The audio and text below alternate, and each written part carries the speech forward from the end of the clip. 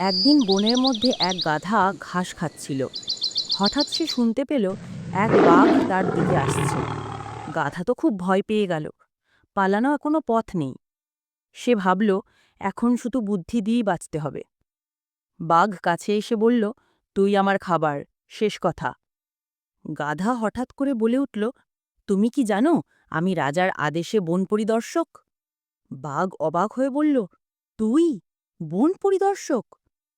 গাধা গম্ভীর হয়ে বলল, হ্যাঁ, রাজা সিংহ আমাকেই পাঠিয়েছেন কে কে কি করছে তা খোঁজ নেওয়ার জন্যে। তুমি তো এখন বেআইনি শিকার করতে যাচ্ছ। রাজা জানলে কিন্তু খুব রাগ করবেন।